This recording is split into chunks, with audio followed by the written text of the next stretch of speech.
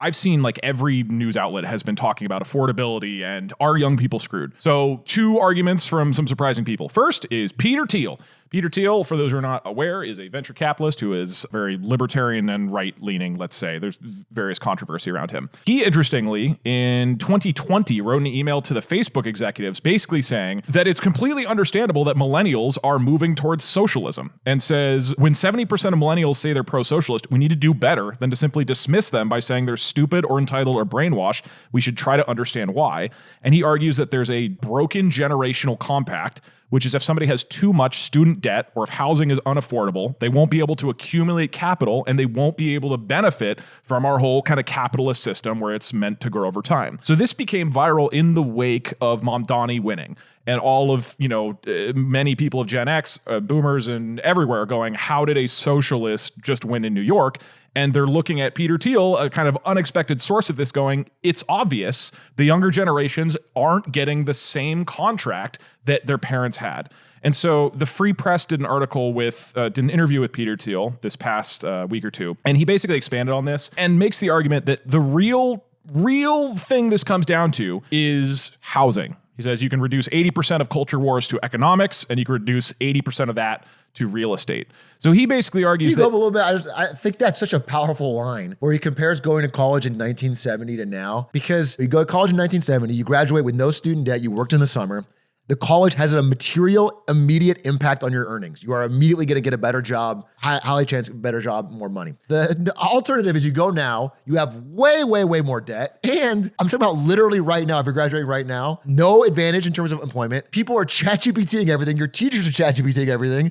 There's no guarantee you're getting an education of any severe quality. And then you're graduating into an environment where I think I agree with you, Doug, that most people are doing layoffs, not actually because of AI, they're just saying it. We use AI. We've used AI. It does often have the capability of an entry-level employee. It has that. And to be clear, I think it is harming entry-level jobs, but just not in the way that people— it's not the layoffs. I agree with you. I think the layoffs are not what's going on. They're looking to dump the people no matter what. Yeah. Right. They're using it as an excuse to hire less, basically. But if you are a company, one of these big companies, and you see AI is getting better and it does entry-level stuff, you're clearly going to be more safe about throwing up a bunch of open roles and trying to hire things. And more so, you're rewarded in the stock market right now if you talk about how much AI you use. Right. So you are incentivized to not hire people and brag about how much AI you're using, even though in practice right now, AI is not having a big impact for most companies and most economies, right? So everybody's talking about how great it is. And again, even for me, who's generally an AI optimist, I think the benefits have yet to be seen. I'm an optimist because I think where it could be in the future, nobody, I think, is sincerely making the argument that, oh my God, it's revolutionizing everything right now. It's I'm reading this article through my glasses. And it feels like Peter Thiel he's not touching on how lazy people are. Yeah, he didn't mention that at all, which is kind of— People used to be harder working back then. And he also fails to address the TikTok concern. So, that is a concern. We should talk about that soon. But I think Peter Thiel is very smart in this article and really just says he tries not to speak categorically and basically just says, look, we have screwed people over. Our generation have screwed people over. He has a quote that's boomers are strangely uncurious about how the world is not really working for their kids. And I'm just yes, thank you. I don't understand. Anyway, so talks about this and then says yes, of course people are going to move to socialism. I think essentially it comes down to housing. If people feel, both because of student debt and the price of housing, they can't accumulate capital, they are not going to buy into a capitalist system. And his argument is people are less supportive of communism and socialism than they're just angry at capitalism. No Opinion also, so this is an economist who I don't always agree with, but found an interesting graph from Ben Glasner, which is from the Economic Innovation Group, that shows that he also makes the argument of housing is ultimately where this doomerism is coming from. He shows the same data about, the current generations are wealthier, but he says homeownership rate across the generations.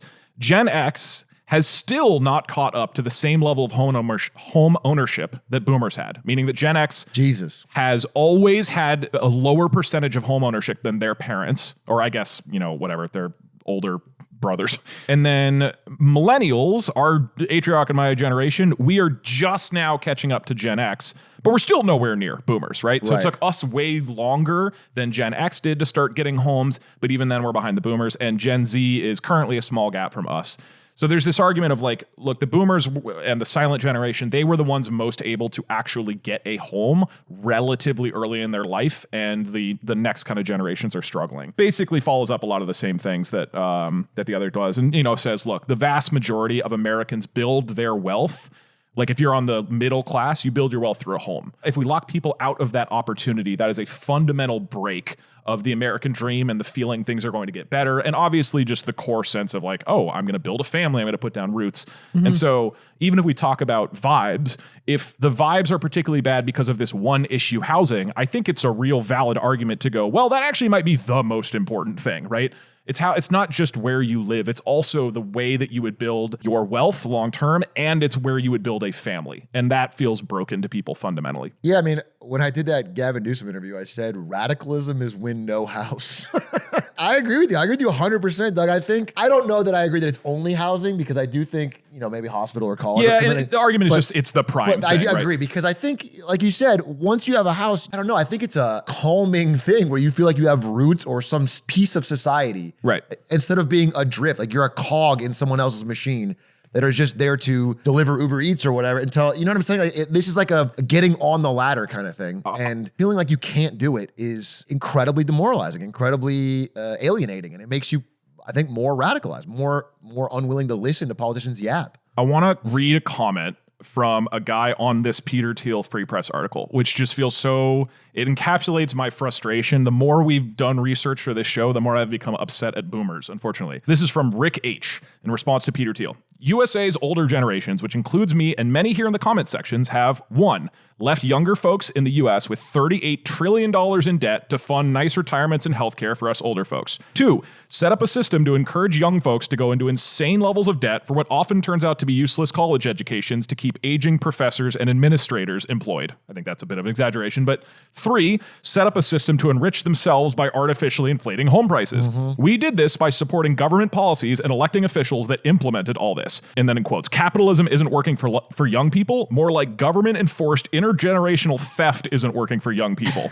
And it's just like, God damn, like I appreciate the awareness, and I just get the sense of like, dude, what's fucking crazy is right now, like this year, there's this big push in a lot of these states, especially no income tax states like Florida, to get rid of the last tax that hits boomers, which is property tax. Property tax, yeah. So like boomers get houses, back here. The price inflates all the way up here, and now the only tax they have to pay that funds schools, roads, hospital services in their area is property tax.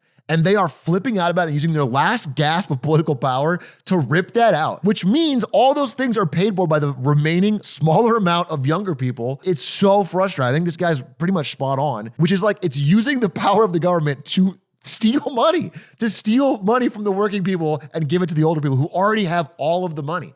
I don't want to get I try not to get like too riled up because, ultimately like my parents are boomers and I love them and they're great people. And every boomer I know, I don't think ever was like, yes, we should spend $38 trillion for us, the boomers. But collectively, it feels like it's going to go down as like the most selfish generation ever. Like, it's just unbelievable to me that this is the system that we are being left with. A lot of our episodes turn into this. I know. The king was hoping that... Let's get our pitchforks. The argument would be more in support of the older folks like himself. King is getting a little sweaty in this cape. Did you know the king likes skateboarding and Taylor Swift? I'm like you. No, you're right. I do. I just ended up ranting about boomers every time we talk about this because I think this is horrific. Like the way the system is set up. And then the last thing is like our political system is a disaster. It's boomers sitting around in Congress doing nothing. It's like, how does that possibly inspire hope when the people who might make a change are boomers who just keep voting for themselves or not doing anything? Sorry, King. Yeah, I spoke out of line, sir. We don't have to go into the whole Graham Plattner thing, but I was just reading a stat, which is if Graham Plattner gets elected this time around and then serves 36 unbroken years, like 6 full terms, he would still be younger than his opponent if they won today. So I think this kind of thing just frustrates people, bro. I think it rightly does. I have a counterpoint. If The king is most deserving of rule. Experience matters. Maybe there's something to it. Have you considered that the king has the finest blood in his veins and he deserves to have the money? And my good friend Peter Thiel, it seems it's weird to see him on the side of the young people. Oh, yeah, he talks about the Antichrist a lot. When me and Peter, we meet every week to discuss the way that I will be rolling out my surveillance program. And your blood boys. And my blood boys. Well, I actually taught Peter about the blood boys. You put him onto that. They showed a picture of this interview, and Peter Thiel was drinking a smoothie made of human blood. Made him smarter. It's smart. He's spot on. Like Bella in the last Twilight movie. She's just hitting the cup.